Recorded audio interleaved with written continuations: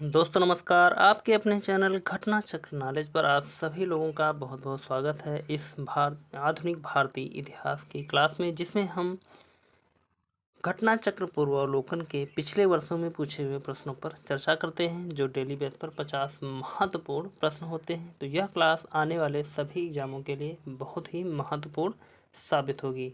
और हमारा टॉपिक है 1857 की क्रांति।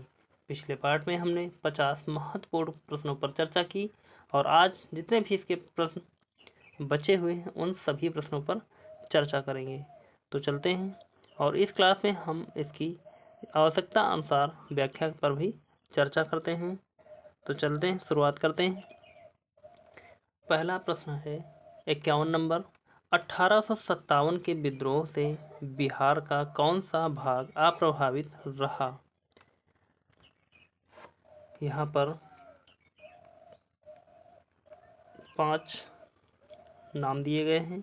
Number 1 Danapur, number 2 Patna, number 3 आरा, नंबर 4 मुजफ्फरनगर, नंबर 5 मुंगेर। इन पांचों में से कूट के माध्यम से अपना सही उत्तर बताना है। तो देखते हैं यहाँ पर कौन कौन सा क्षेत्र था जो अप्रभावित रहा।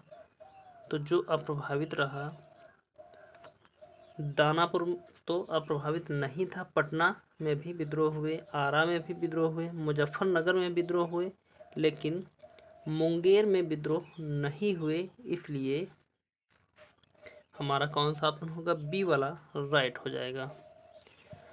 आगे बढ़ते हैं और देखते हैं इसकी हम थोड़ी सी व्याख्या को। दिया गया है 1857 के विद्रोह के दौरान बिहार में आरा, दानापुर, गया, पटना, मुजफ्फरपुर तथा शाहाबाद विद्रोह के प्रमुख केंद्र थे, जबकि मुंगेर का इस क्षेत्र में विद्रोह से अप्रभावित रहा था। आगे बढ़ेंगे अगले क्वेश्चन की तरफ। अगला क्वेश्चन है सूची 1 को सूची सेकंड से सुमेलित कीजिए। तो यहाँ पर कौन कौन से दिए गए हैं सूची 1 और सूची सेकंड। यहाँ पर कुछ नाम और कुछ उनके स्थान दिए गए हैं, तो मिलाते हैं। तो देखते हैं सबसे पहले बख्त खां।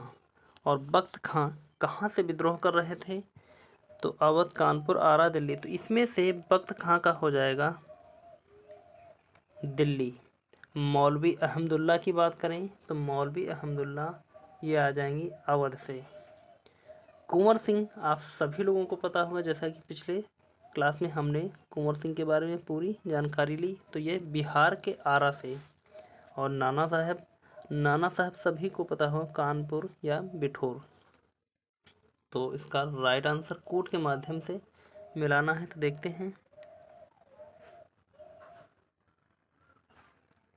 कौन सा सही हो जाएगा। ए का 4, और ए का 4 से स्टार्ट है सिर्फ एक ही ऑप्शन में, यानी कि सी वाला ऑप्शन हमारा इसका राइट हो जाएगा। ए का 4, बी का 1, सी का 3 और डी का 2। तो हमने बिल्कुल सही मिलाया है इसको। और बढ़ते हैं अगले क्वेश्चन की तरफ, या यहाँ पर आप इसके सही मिलान को भी एक बार देख सकते हैं। दिया गया है बख्त खां दिल्ली, मौलवी अहमदुल्ला अवध, कुंवर सिंह आरा बिहार, नाना साहब कानपुर। आगे बढ़ते हैं अगले क्वेश्चन की तरफ। अगला क्वेश्चन है, यहाँ पर भी हमको उसी प्रकार से सूची 1 को सूची सेकंड से सुमेलित करना है। तो आप सभी लोग हमारे साथ में मिलाएंगे इसको। दिया गया है झांसी, और झांसी की बात करें सबसे पहले तो हो जाएगा हमारा रानी लक्ष्मीबाई। कानपुर या लखनऊ, तो सबसे पहले लखनऊ जब हम यहाँ पर देखेंगे तो लखनऊ आ जाएगा बेगम हजरत महल। कानपुर की बात करें तो हो जाएगा अजी मुल्ला खां। और फैजाबाद की बात करें तो मौलवी अहमद शाह। तो इस प्रकार कूट अब मिलाते हैं इसका हम। तो कूट में आ जाएगा हमारा ए का 4 होना चाहिए, और ए का 4 अगर देखें तो हमारे पास सिर्फ दो ही ऑप्शन में मिलेगा, यानी कि ए का 4, ये का 4 यहाँ पर है। और बी में देखें तो बी में लखनऊ का बेगम हजरत महल होगा, बी का 3, यानी कि ए वाला राइट आंसर निकल कर आ जाएगा। आगे बढ़ते हैं अगले क्वेश्चन की तरफ। अगला क्वेश्चन है हमारा, इनमें से किसने 1857 के विद्रोह में सक्रिय भाग लिया था? ए नाना साहब कानपुर, बी बेगम हजरत महल लखनऊ, सी मौलवी अहमदुल्ला फैजाबाद, डी बेगम जीनत महल दिल्ली, ई उपरोक्त में से कोई नहीं है, उपरोक्त में से एक से अधिक। 4 ऑप्शन दिए गए हैं, चारों ऑप्शनों में से इसका राइट आंसर हो जाएगा हमारा ई। पूछ रहा है इनमें से किसने 1857 के विद्रोह में सक्रिय भाग लिया था? तो यहाँ पर नाना साहब होंगे, बेगम हजरत महल, मौलवी अहमदुल्ला और बेगम जीनत के बारे में तो कुछ डाउट है, लेकिन यह तीनों तो हैं कम से कम। तो यहाँ एक से अधिक हो जाएगा, इसलिए हमने ई वाला ऑप्शन चूज किया है। व्याख्या देख लेंगे इसकी हम एक बार।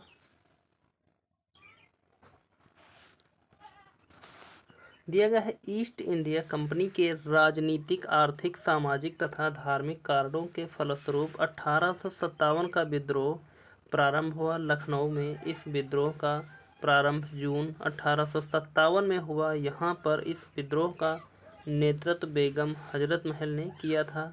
कानपुर में इस विद्रोह का नेतृत्व नाना साहब के द्वारा तथा फैजाबाद में इस विद्रोह का नेतृत्व मौलवी अहमदुल्ला ने दिया था, जबकि बहादुर शाह जफर मुगल बादशाह की पत्नी, यानी कि अंतिम मुगल बादशाह की पत्नी बेगम जीनत महल ने अप्रत्यक्ष रूप से इस विद्रोह में भाग लिया था। इस प्रकार दिए गए प्रश्न के सभी विकल्पों में से सबसे उचित विकल्प ई होगा, यानी कि एक से अधिक। आगे बढ़ते हैं, अगला क्वेश्चन देखते हैं। तो यहाँ पर सुमेलित करना है सूची 1 को सूची 2 से, तो इसको थोड़ा सा जूम कर लेंगे हम। अब देखेंगे यहाँ पर हम कूट के माध्यम से भी इसका सही उत्तर बताना है। तो यहाँ पर दिया गया है नाना साहब, तो नाना साहब का ऑप्शन अगर हम मिलाएंगे तो इसको जूम और थोड़ा करेंगे हम, जैसा कि अभी हमने देखा था, तो हो जाएगा हमारा कानपुर, नाना साहब कानपुर। मनीराम दीवान तो हो जाएगा हमारा असम, बिल्कुल पहले से ही सटीक है। और यहाँ पर नवाब हामिद अली खान की बात करें तो इसको हम थोड़ा सा पहले देखते हैं कि क्या ऑप्शन के अनुसार हम जा सकते हैं। तो यहाँ पर अगर हम देखें कि नाना साहब एक आध दो, और एक आध दो जब देखा जाएगा यहाँ पर तो सिर्फ सी और डी, यानी कि पहला ऑप्शन ए और बी दोनों कट जाएंगे। सी का और डी वाले ऑप्शन में ए का 2 होगा, लेकिन डी वाला जो हमने लगाया है तो यहाँ पर डी वाला ऑप्शन सिर्फ डी वाले में मिलेगा, डी का 4, यानी कि मनीराम दीवान असम। तो इस प्रकार डी वाले ऑप्शन की तरफ जब जाएंगे हमारा यही राइट हो जाएगा। तो बी का 1 निकल कर आ जाएगा, यानी कि नवाब हामिद अली खान दिल्ली, मौलवी अहमद उल्ला सी 3। तो इस प्रकार राइट आंसर डी निकल कर आ जाएगा और सी वाला भी ऑप्शन कट जाएगा। आगे बढ़ते हैं, अगला क्वेश्चन देखते हैं। 1857 के विद्रोह के समय भारत का गवर्नर जनरल भारत कौन था? A lord Dalhousie, B lord Minto, C lord Canning, D lord William Bentinck. चारों ऑप्शनों में से इसका राइट आंसर देखें तो हो जाएगा हमारा सी लॉर्ड कैनिंग। आगे बढ़ते हैं, अगला क्वेश्चन देखते हैं।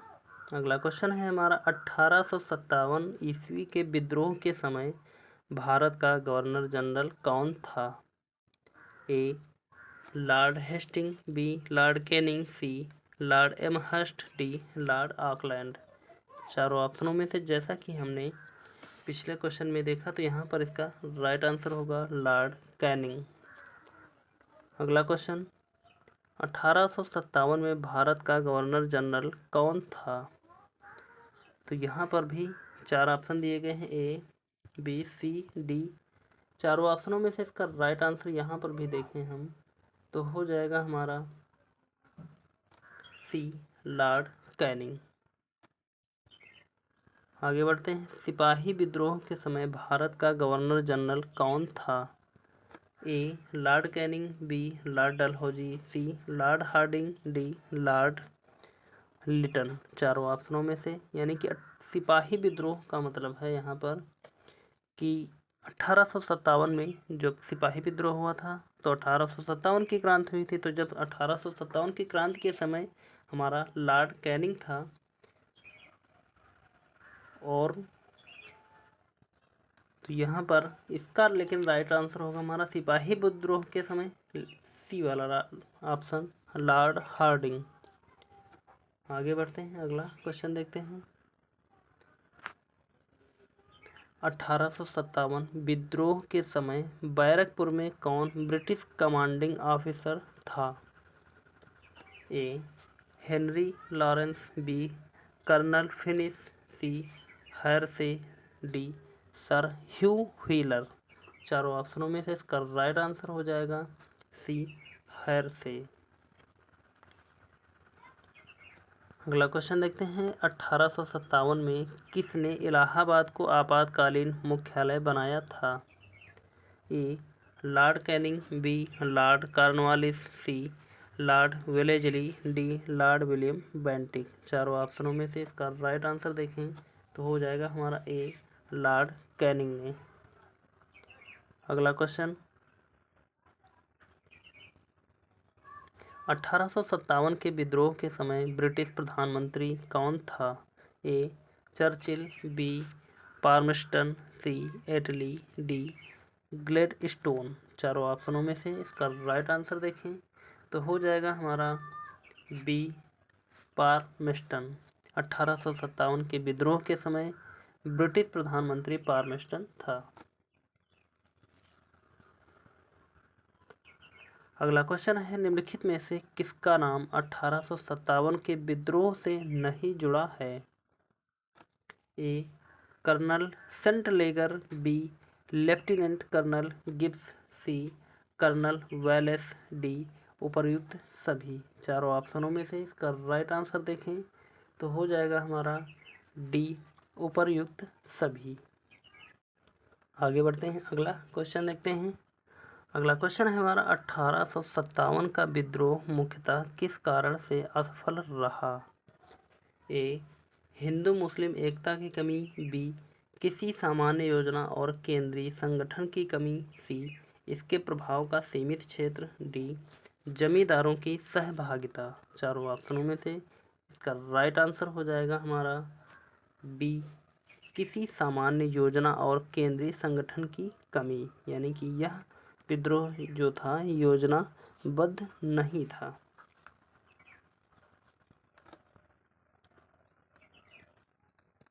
अगला क्वेश्चन दिया गया, 1857 का प्रथम स्वतंत्रता संग्राम असफल हुआ क्योंकि?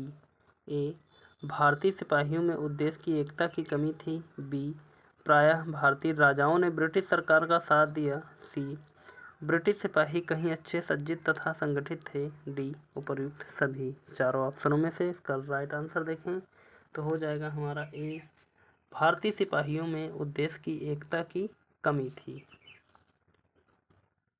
अगला क्वेश्चन देखते हैं, अंग्रेज राजपूत राज्यों में 1857 के विद्रोह को दबाने में सफल रहे क्योंकि? ए, स्थानीय निकायों या स्थानीय शासकों ने क्रांतिकारियों का साथ नहीं दिया, बी, शिक्षित मध्य वर्ग अंग्रेज का समर्थन कर रहा था। इन दो ऑप्शनों में से इसका राइट आंसर देखें तो हो जाएगा ए, स्थानीय शासकों ने क्रांतिकारियों का साथ नहीं दिया। आगे बढ़ते हैं, अगला क्वेश्चन देखते हैं। निम्नलिखित में से किन ब्रिटिश अधिकारियों ने लखनऊ में अपना जीवन खोया था? A, general Nicholson, number 2 general Neill, number 3 major general Havelock, number 4 sir Henry Lawrence. कूट के माध्यम से इसका सही उत्तर देखें हम तो इसका राइट आंसर हो जाएगा जनरल नील, मेजर हैवलॉक और सर हेनरी लॉरेंस, यानी कि जनरल जॉन निकलसन ने लखनऊ में अपना जीवन नहीं खोया। तो इस प्रकार होगा हमारा 2, 3, 4, यानी कि सी वाला राइट ऑप्शन। आगे बढ़ते हैं, अगला क्वेश्चन देखते हैं। निम्नलिखित में से किसने 1857 के विद्रोह को एक षड्यंत्र की संज्ञा दी? ए सर जेम्स आउट्रम एवं W Taylor, B sir John Kaye C, sir John Lawrence, D T R Holmes. चारों ऑप्शनों में से इसका राइट आंसर देखें तो हो जाएगा हमारा ए सर जेम्स आउट्रम एवं डब्ल्यू टेलर। आगे बढ़ते हैं, अगला क्वेश्चन। आधुनिक इतिहासकार जिसने 1857 के विद्रोह को स्वतंत्रता की पहली लड़ाई कहा था? A doctor R C Majumdar, B doctor S N Sen, C D V Savarkar, D Ashok Mehta. चारों ऑप्शनों में से इसका राइट आंसर देखें तो हो जाएगा हमारा सी वी डी सावरकर ने आधुनिक इतिहासकार जिसने 1857 के विद्रोह को स्वतंत्रता की पहली लड़ाई कहा था। अगला क्वेश्चन है 1857 के संग्राम को प्रथम स्वतंत्रता संग्राम का नाम किसने दिया? A V A Smith, B P E Roberts, C V D Savarkar, D उपर्युक्त सभी। चारों ऑप्शनों में से इसका राइट आंसर यहाँ पर देखें तो हो जाएगा सी वी डी सावरकर। अगला क्वेश्चन देखते हैं। भारतीय स्वाधीनता आंदोलन का सरकारी इतिहासकार कौन था या सरकारी इतिहासकार था? A R C Majumdar, B Tarachandra, C V D Savarkar, D S N Sen. चारों ऑप्शनों में से इसका राइट आंसर देखें तो डी होगा एस एन सेन।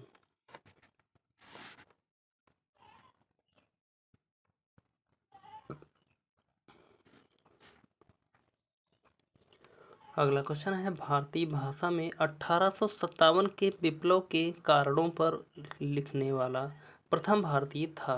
ए Syed Ahmad Khan, B V D Savarkar, C Bankim Chandra Chatterjee, D उपर्युक्त में से कोई नहीं। चारों ऑप्शनों में से इसका राइट आंसर देखें तो हो जाएगा हमारा ए सैयद अहमद खां। आगे बढ़ते हैं, अगला क्वेश्चन। तथा कथित प्रथम राष्ट्रीय स्वतंत्रता संग्राम न प्रथम न राष्ट्रीय और न ही स्वतंत्रता संग्राम था, यह कथन संबंध है। फिर से पढ़ते हैं इसको एक बार। तथा कथित प्रथम राष्ट्रीय स्वतंत्रता संग्राम न प्रथम न राष्ट्रीय और न ही स्वतंत्रता संग्राम था, यह कथन संबंध है। किससे संबंधित है? ए आर सी मजूमदार से, बी एस एन सेन से, सी ताराचंद्र से, डी वी डी सावरकर से। चारों ऑप्शनों में से इसका राइट आंसर देखें तो हो जाएगा ए आर सी मजूमदार से। आगे बढ़ते हैं, अगला क्वेश्चन देखते हैं। किसने लिखा था इस निर्णय से इनकार करना कठिन है कि तथाकथित 1857 का प्रथम राष्ट्रीय स्वतंत्रता संग्राम न तो प्रथम न राष्ट्रीय और न ही स्वतंत्रता संग्राम था? तो अभी जैसा कि हमने बताया इसके चार ऑप्शनों में से देखते हैं। A R C Majumdar, B Syed Ahmad, C Roberts, D Copeland. तो चारों ऑप्शनों में से इसका राइट आंसर ए होगा आर सी मजूमदार का यह कथन था। अगला क्वेश्चन देखते हैं। 19वीं इस तथ्य को मानने वाले इतिहासकार? A doctor R C Majumdar और doctor S N Sen, B sir James Outram और W Taylor, C T R Holmes और L I R Rees, D sir John Lawrence और सीले। चारों ऑप्शनों में से इसका राइट आंसर देखें तो हो जाएगा हमारा ए डॉक्टर आर सी मजूमदार और डॉक्टर एस एन सेन। आगे बढ़ते हैं अगले क्वेश्चन की तरफ। अगला क्वेश्चन है हमारा 1857 की क्रांति के बारे में निम्नलिखित में से कौन सी एक अवधारणा सही है? ए, भारतीय इतिहासकारों ने इसे भारतीय विद्रोह के रूप में वर्णित किया है। बी, ब्रिटिश इतिहासकारों ने इसे स्वाधीनता का संग्राम कहा है। सी, इसने भारत में ईस्ट इंडिया कंपनी की शासन प्रणाली को मृतप्राय बना दिया है। डी, यह क्रांति भारत में प्रशासनिक तंत्र को सुधारने हेतु की गई है। चारों ऑप्शनों में से इसका राइट आंसर देखें तो हो जाएगा सी, इसने भारत में ईस्ट इंडिया कंपनी की शासन प्रणाली को मृतप्राय बना दिया। आगे बढ़ते हैं अगले क्वेश्चन की तरफ। अगला क्वेश्चन है महारानी विक्टोरिया ने भारतीय प्रशासन को ब्रिटिश ताज के नियंत्रण में लेने की घोषणा कब की थी? चार ऑप्शन दिए गए हैं। ए, 1 नवंबर 1858। बी, 31 दिसंबर 1857। सी, 6 जनवरी 1958। डी, 17 नवंबर 1862। चारों ऑप्शनों में से इसका राइट आंसर देखें तो हो जाएगा हमारा ए, 1 नवंबर 1858। व्याख्या देखेंगे यहाँ पर इसकी हम। दिया गया है 1857 की क्रांति के दमन के पश्चात 1 नवंबर 1858 को महारानी विक्टोरिया ने भारतीय प्रशासन को ब्रिटिश ताज के नियंत्रण में लेने की घोषणा की। इस घोषणा के बाद भारत में कंपनी के शासन को समाप्त कर भारत को सीधे ब्रिटिश क्राउन के अधीन कर दिया गया। एक भारत मंत्री या सचिव तथा 15 सदस्यों वाली इंडियन काउंसिल की स्थापना की गई। तत्कालीन गवर्नर लॉर्ड कैनिंग को ही भारत का प्रथम वायसराय बनाया गया। तो इस प्रकार लॉर्ड कैनिंग से कई क्वेश्चन बार बार पूछे जाते हैं। आगे बढ़ते हैं। अगला क्वेश्चन दिया गया है यहाँ पर साम्राज्ञी विक्टोरिया ने 1858 की घोषणा में भारतीयों को बहुत सी चीज़ें दिए जाने का आश्वासन दिया था। निम्न आश्वासनों में से कौन सा ब्रिटिश शासन ने पूरा किया? चार ऑप्शन हैं। ए, रियासतों को हड़पने की नीति समाप्त कर दी जाएगी। बी, देसी रजवाड़ों की यथास्थिति बनाए रखी जाएगी। सी, भारतीय एवं यूरोपियन सभी प्रजा को समान व्यवहार मिलेगा। डी, भारतीयों के सामाजिक एवं धार्मिक विश्वासों में कोई हस्तक्षेप नहीं होगा। चारों ऑप्शनों में से इसका राइट आंसर हो जाएगा ए, रियासतों को हड़पने की नीति समाप्त कर दी जाएगी।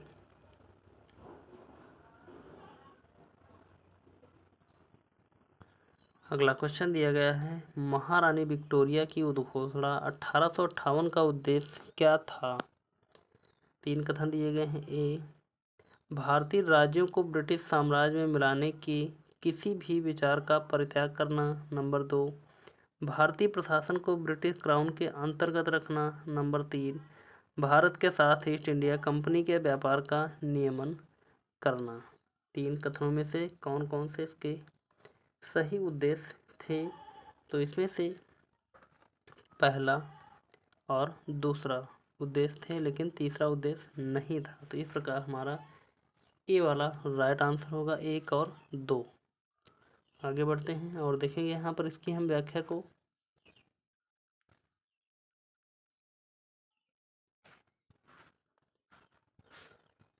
दिया गया है 1857 के विद्रोह के दमन के बाद ब्रिटिश सरकार ने भारतीय फौज के नव संगठन के लिए जुलाई 1858 में मेजर जनरल जोनाथन पील की अध्यक्षता में एक रॉयल कमीशन यानी कि पील आयोग का गठन किया, जिसके द्वारा सेना के रेजिमेंटों को जाति, समुदाय और धर्म के आधार पर विभाजित किया गया। यूरोपीय सैनिकों की संख्या जो 1857 से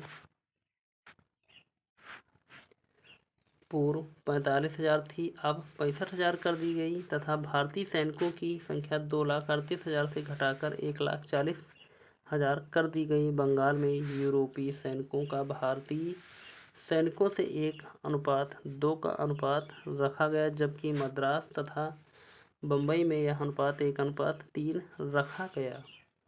आगे बढ़ते हैं, अगला क्वेश्चन देखते हैं।